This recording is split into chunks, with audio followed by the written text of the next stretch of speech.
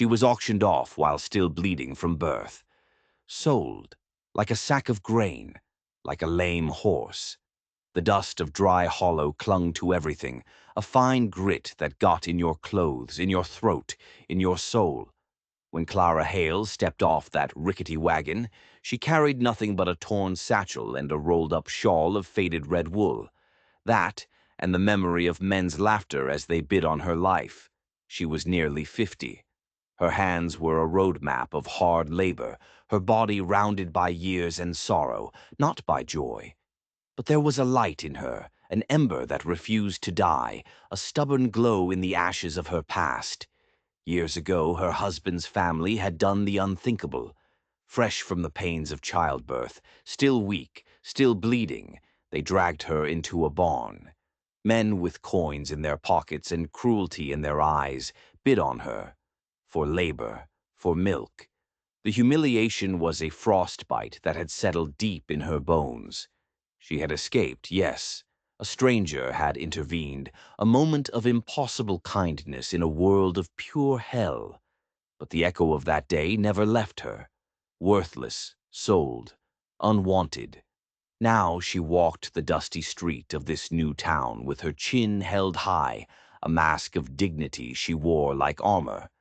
She was looking for work, simple, honest work. The boarding-house cook mentioned a rancher up the valley, a man named Thomas Avery.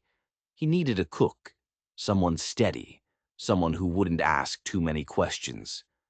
Clara said yes. Work was survival, and survival was the only thing she knew how to do. She knew nothing about this Thomas Avery, only that his land was wide and his pay was fair.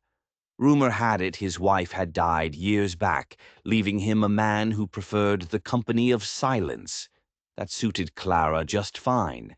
She had no time for chatter, no energy for a man's needs. All she wanted was a roof that wasn't offered out of pity and a stove that didn't smoke.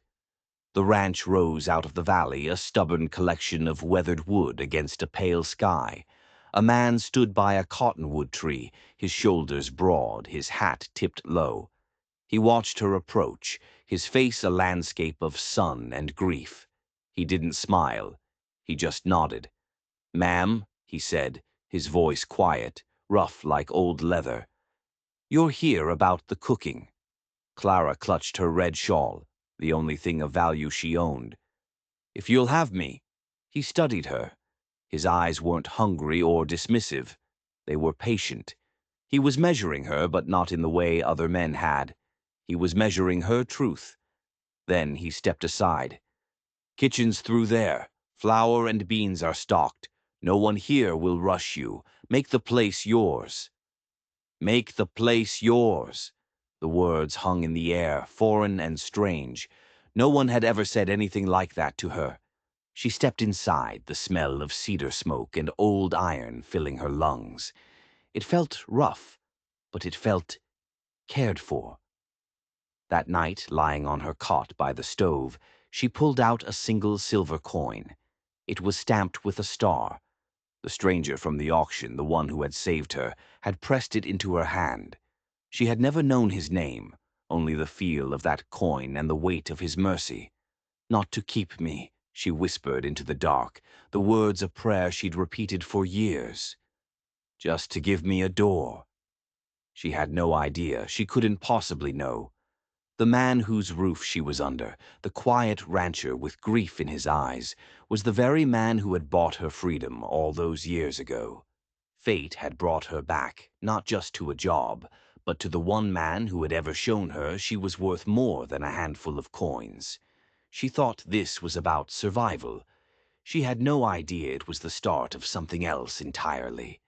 The first days were a silent dance.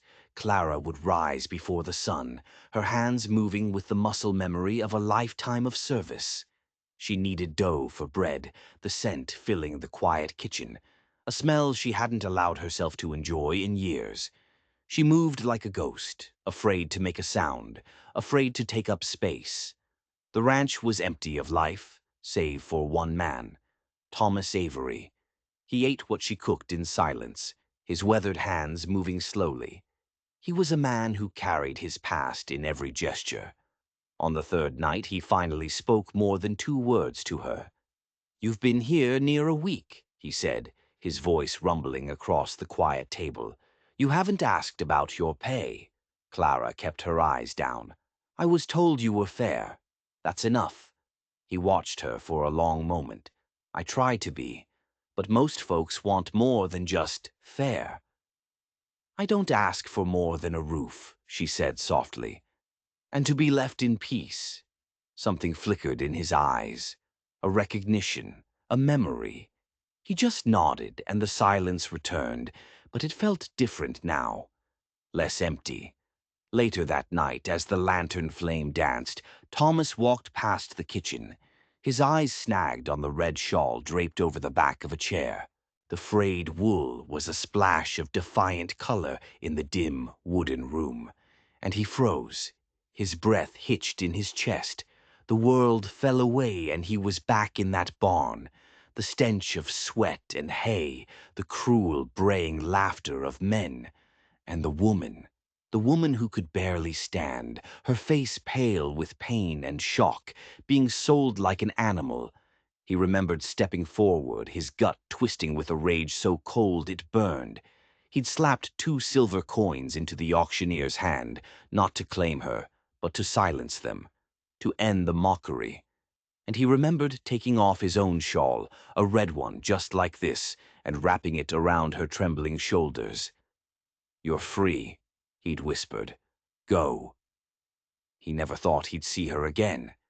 But there it was, that same shawl. And there she was, the cook, the quiet woman with tired but steady eyes, the same eyes. He spoke before he could stop himself. The words ripped from his throat. "That shawl, where did you get it?" Clara went rigid. Her hand flew to the fabric, her fingers tracing the worn threads. Slowly, so slowly, she lifted her gaze to meet his. Her voice was a bare whisper. "A man gave it to me. Long ago. At an auction where my life was for sale." The air crackled. The space between them became a chasm of years, of pain, of a single forgotten act of kindness. Thomas took a step closer, his own voice low and raw. "I was that man." Silence. The only sound was the hiss of the lantern. Clara's throat closed up. The years collapsed. She stared at his face, searching, and saw it. The same quiet strength, the same pain in his eyes. "You," she breathed, the word a mix of shock and disbelief. "You bought me. Not to keep me. To set me free." He gave a single sharp nod. "I never knew what happened to you. If you survived. But I never forgot." Her heart ached, a painful blend of gratitude and pure terror. The stranger who saved her was here. He wasn't a monster. He was kind. But life had taught her that kindness always came with a price. She pulled the shawl tighter, a shield against a world she didn't understand. "Why?" she whispered. "Why me?" Thomas's jaw clenched. He looked away out the window at the endless dark prairie. His voice was thick with memory. "Because no one deserves to be treated like that. And because I saw something in your eyes that day.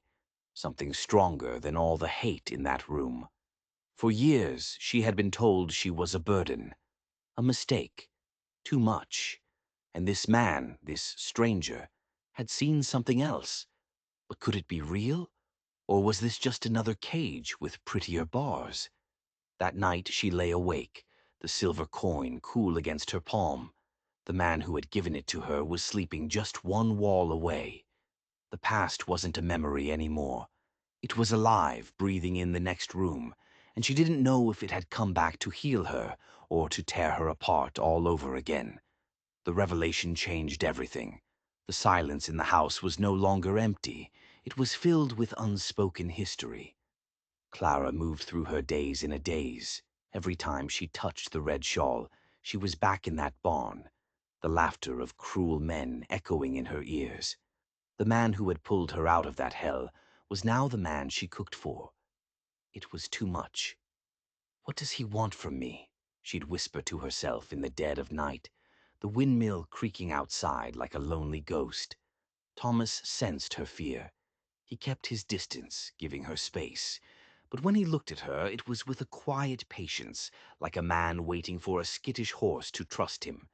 He saw her, not just the cook, but the woman from the barn, the survivor. But the town of Dry Hollow had a long memory and a short supply of kindness. When Clara had to ride into town with Thomas for supplies, the whispers started. They followed her down the dusty street like stray dogs. "That's her," a woman muttered behind her hand. "The auction bride. Heard she'd run off." "Looks like Avery bought himself damaged goods," a man snickered from a saloon doorway. The words were like stones, pelting her, bruising her.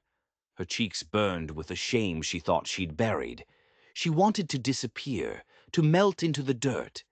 But then Thomas was beside her. He slammed a heavy sack of flour on the general store counter, the thud silencing the whispers. His voice was quiet, but it was lined with steel. "She's with me." It wasn't a claim of ownership.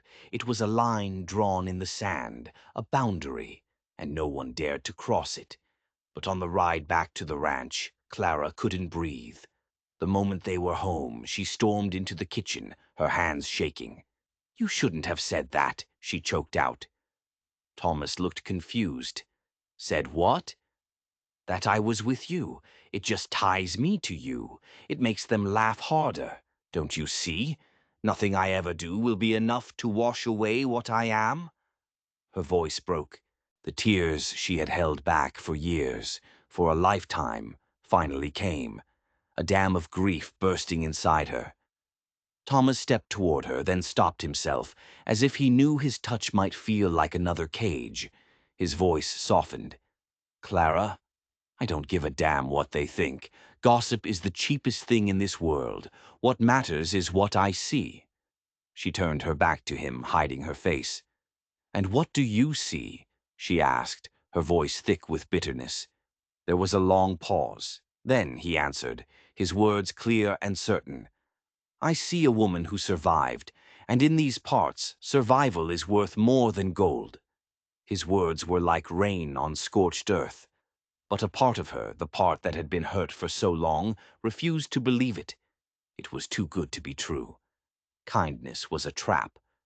But that evening, as she served him stew, he looked at her and said something that changed everything. "My wife," he began, his voice low. She died a long time ago. But before she did, she was trapped. By a cruel man. By this town's judgment. I couldn't save her, Clara." He paused, his gaze intense. "When I saw you in that barn, I wasn't just seeing a stranger. I was seeing her. And I made a promise to myself that I would not stand by and watch it happen again." It wasn't just pity. It wasn't just charity. It was personal. He had saved her because he had failed to save someone else. Suddenly, his kindness wasn't a mystery. It was a wound that mirrored her own. That night, she didn't cry. She sat by the fire, the silver coin in her hand, and felt a flicker of something she hadn't felt in decades. Not just survival. Hope. But hope is a dangerous thing. It makes you vulnerable. And just as she started to believe she might be safe, a shadow from her past began to creep back, threatening to swallow the tiny light she had just found. Spring finally came to Dry Hollow, painting the brown hills with fragile green. And with it, something inside Clara began to thaw. It wasn't a sudden change. It was slow, quiet. It started in the garden. One morning she knelt in the cool, damp earth behind the house and planted a row of beans. Her hands, usually clenched with tension, moved with a gentle purpose. She wasn't thinking about shame or survival. She was just planting, giving life to something. When she stood up, her back aching, she felt a strange and unfamiliar sensation. Pride. Thomas saw it. He didn't say much, just walked the edge of her crooked rows that evening. "You've given this place life again," he said, his voice soft. It's been bare for too long. His words weren't about her body or her past. They were about what she could create. It was a revolutionary idea. Another night, a fierce thunderstorm rolled in, rattling the windows. Clara froze by the hearth, the sound throwing her back to nights of terror, when a storm meant her husband's rage had an excuse to be unleashed. The walls of a home had never been a refuge for her, only a prison. Thomas came in from the barn, his shirt soaked, and saw the fear in her eyes. He didn't ask. He didn't pry. He simply pulled a chair up to the fire. "You're safe here, Clara," he said gently. And as the storm raged outside, the storm inside her began to calm. She was safe. The idea was so new, so fragile, she was almost afraid to touch it. Bit by bit, the old voices in her head began to fade, the ones that told her she was too much, too broken, too worthless. Thomas's quiet, steady presence was like a shield, giving her the space to finally breathe. One evening, sitting on the porch as the sun bled across the prairie, she spoke words she never thought she would say aloud. "I used to believe I was only what they said I was," she confessed, her voice barely a whisper. "But now I'm not so sure." Thomas didn't give her a grand speech. He just reached across the space between them and took her hand. His calloused fingers wrapped around hers, a silent promise. It wasn't a claim. It was an anchor. For the first time, she felt free. But freedom is a fragile thing, and the past is never truly gone. It waits. It watches. And then it comes back. The letter arrived on a Tuesday. It was tucked under the latch of the barn door, the ink smudged. Her name was scrawled across the paper in a handwriting that made her blood run cold. Samuel, her first husband, the man who had sold her, the man she had prayed was dead. Her hands shook so violently she could barely unfold the page. "Clara, I hear you found a new life, but you and I both know who you belong to. You were mine then, and you're mine now. I'm coming to collect what's mine." The words were a poison seeping back into her veins. Every insult, every bruise, every moment of humiliation, it all came rushing back. She hid the letter, stuffing it deep into her apron pocket. At supper that night, the food tasted like ash. Thomas knew. He always knew. "What is it, Clara? What's haunting you?" She wanted to tell him, but the shame was a gag in her throat. What if he saw her the way Samuel did, a broken thing, a burden? So she said nothing, but her silence was a scream. She jumped at every shadow, flinched at every creak of the floorboards. The fear was back, and it was eating her alive. Finally, one night by the fire, Thomas pressed her again, his voice gentle but firm. "You can't carry this alone." And she broke.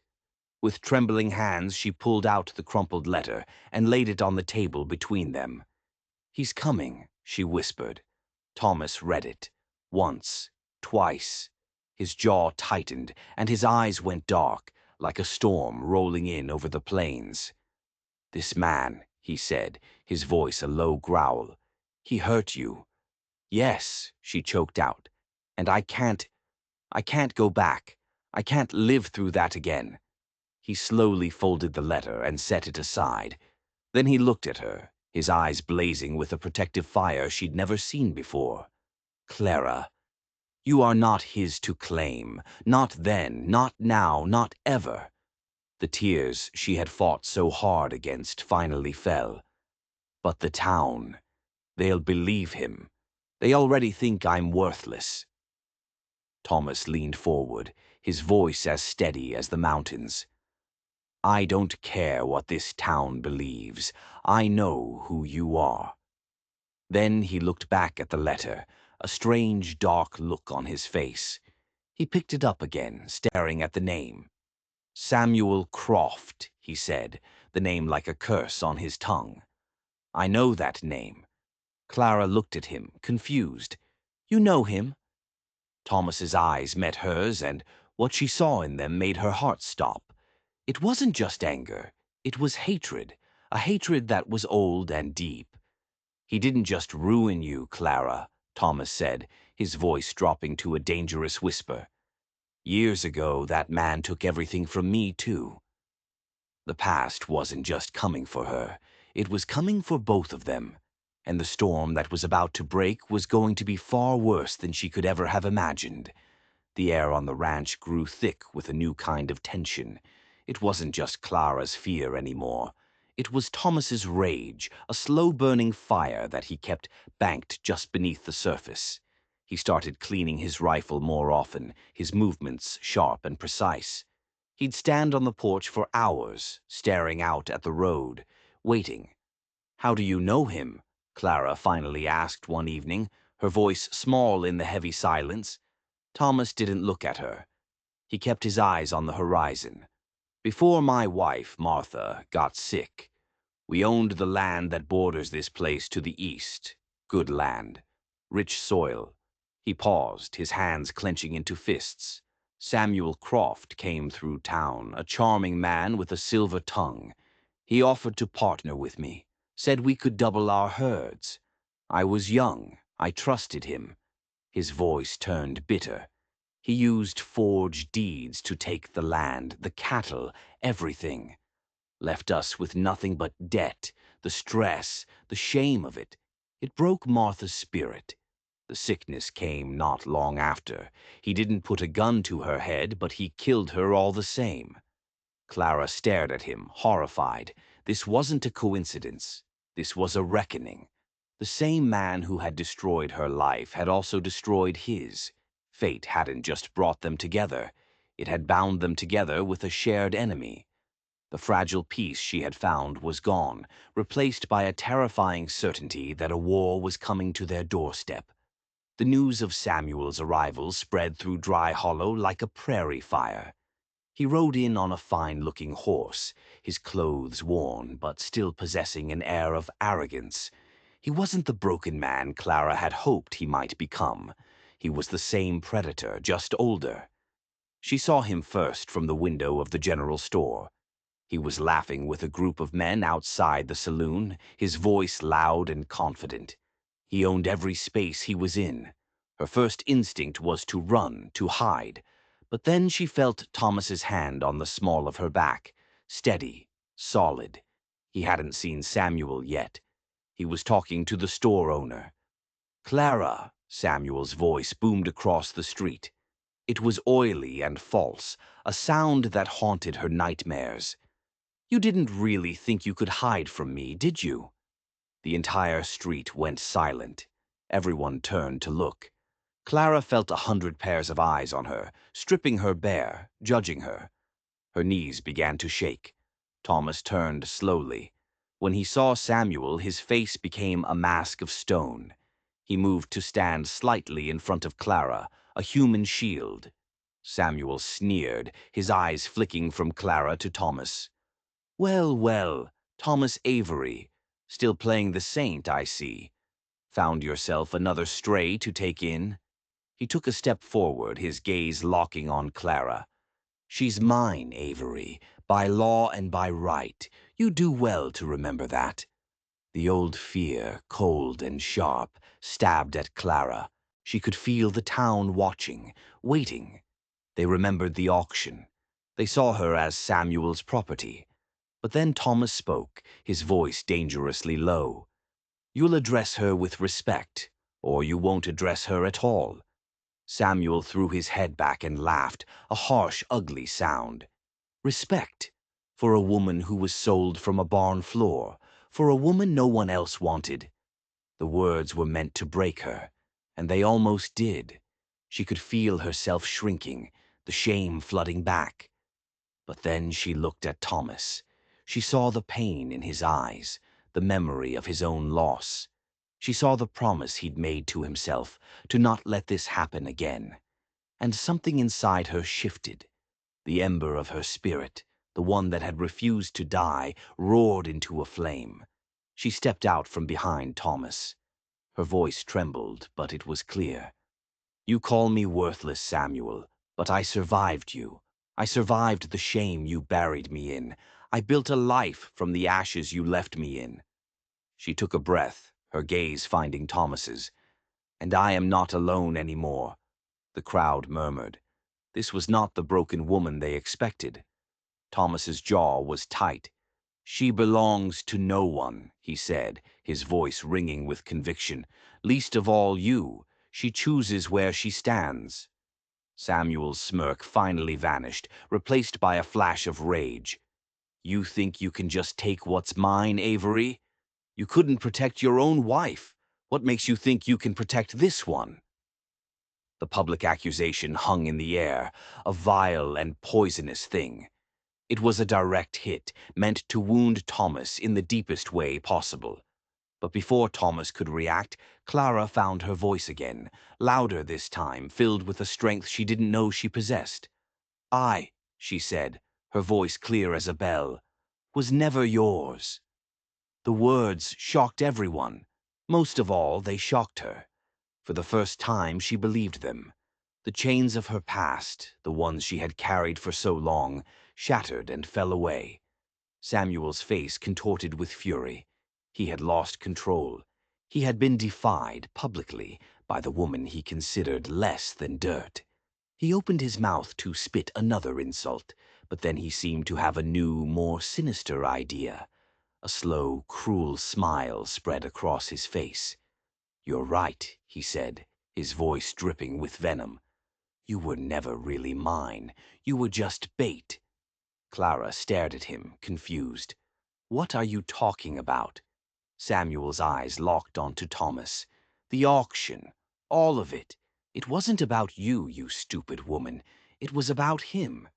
He pointed a finger at Thomas. "I heard he'd gotten soft after Martha died. A real sucker for a lost cause. I knew if I put you up for sale, this righteous fool couldn't help himself. I set the whole thing up just to watch him squirm, just to prove I could still take whatever I wanted, even his charity." The confession was a bomb that detonated in the middle of the street. It wasn't just cruelty. It was a calculated, twisted game of revenge. Clara felt the ground shift beneath her feet. Her greatest humiliation wasn't random. It was a weapon aimed at the very man who had tried to save her. And the monster who had orchestrated it all was standing right in front of them, smiling. The street was dead silent. The townspeople stared, their faces a mixture of shock and disgust. This was more than just a domestic dispute. This was a display of pure, unadulterated evil. Clara felt dizzy, sick to her stomach. Her life, her pain, her shame. It had all been a pawn in Samuel's twisted game against Thomas. It was a violation so deep she couldn't even process it. Thomas looked like he'd been punched in the gut. All this time he thought he was atoning for his past, honoring his wife's memory by saving Clara. But he had walked right into a trap. Samuel had used his decency, his grief, against him. Samuel wasn't finished. He took another step closer, his voice dropping to a conspiratorial whisper that everyone could still hear. "And you know, Avery," he said, his eyes glinting with malice. "It's funny. Martha had that same look in her eyes, right at the end. That same look of surprise. That was it. The final line. The implication was unmistakable, a confession of something far darker than fraud. A wave of pure, white-hot fury washed over Thomas. He lunged forward, his hands reaching for Samuel's throat. The crowd gasped, but before he could connect, another figure stepped out from the crowd. The sheriff. He was a quiet man, someone most people overlooked, but his eyes were sharp, and he'd been watching the whole scene unfold from the doorway of his office. "That's enough, Croft," the sheriff said, his voice calm but carrying the weight of the law. He placed a hand on Thomas's shoulder, holding him back. Samuel scoffed. "Stay out of this, lawman. This is between me and my wife." "No," the sheriff said, his eyes never leaving Samuel's face. "This is between you and me. I've been looking into the death of Martha Avery for 5 years. The doctor called it a sickness, but I always had my doubts.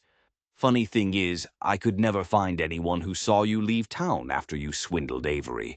It was like you just vanished. But a stable boy over in Black Creek remembered a man matching your description paying in cash for a fast horse the same night she took her turn for the worse. Samuel's smug expression finally faltered.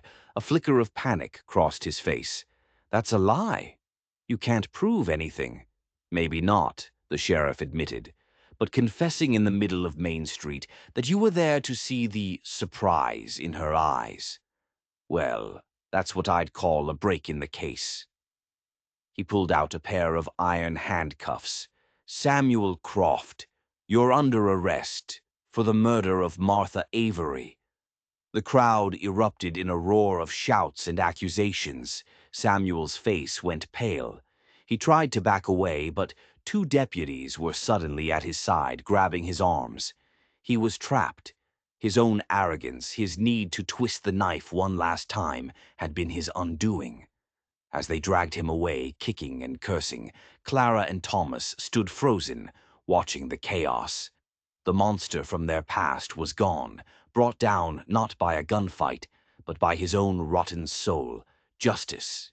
It had finally come, but the wounds he'd inflicted were deep.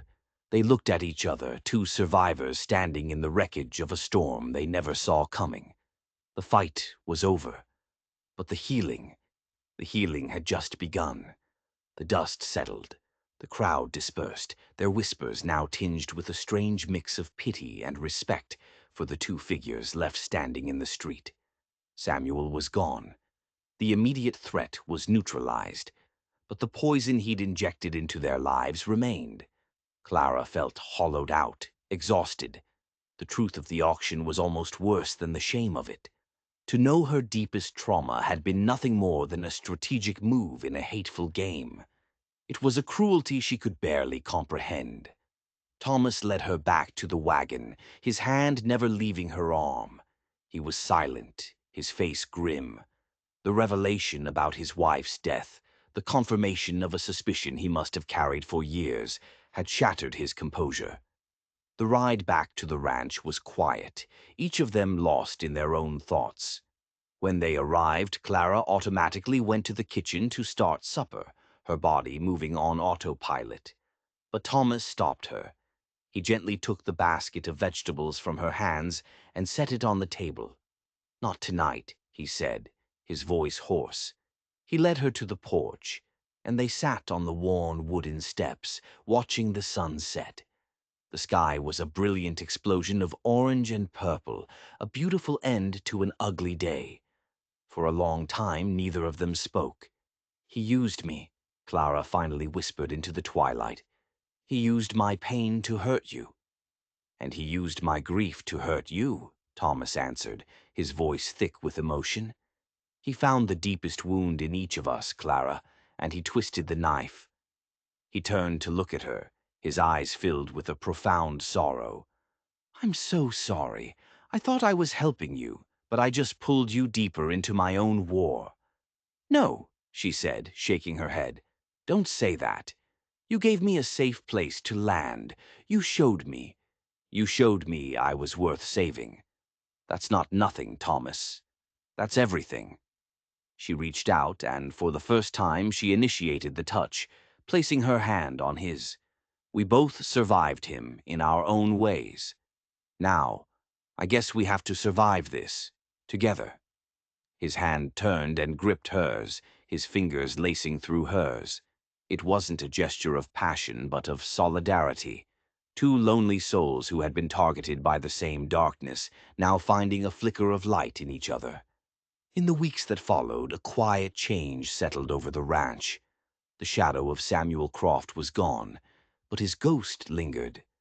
There were days when Clara would freeze, a memory of the auction paralyzing her. There were nights when Thomas would sit by the fire until dawn, the grief for his wife fresh all over again. But they were not alone anymore. They talked. They shared the stories they had held inside for years, the painful details of their lives before they had found each other. They tended to each other's wounds with a gentle patience. Clara planted a new garden, this time with flowers alongside the vegetables. Bright, stubborn spots of color that defied the harsh landscape. Thomas started repairing the old fences, not just on his land, but on the land that had once been his, the land the law was now working to return to him. The town changed too. The whispers were gone, replaced by nods of respect. People saw them not as a rancher and his charity case, but as two people who had faced down a monster and won. One evening, as the stars began to appear in the vast dark sky, Thomas led Clara to the old cottonwood tree. He had carved something into the bark. It was two names, Clara and Thomas, not as a claim of ownership, but as a testament, a statement that they were here, that they had survived, that they had chosen to stand together. "I spent so many years living in the past," Thomas said, his voice soft in the stillness, "haunted by what I lost, and you spent your life running from yours." He turned to her, his expression serious, but with a warmth in his eyes she had never seen before. "Maybe, maybe we can start living for the future now, for whatever time we have left." Clara looked at the names carved into the tree. She thought of the woman who had arrived in Dry Hollow, carrying nothing but a red shawl and a heart full of shame. And she thought of the woman she was now, standing under the stars, her hand held by a good man. The tears that came to her eyes were not tears of sorrow or shame. They were tears of gratitude. "I'd like that," she whispered.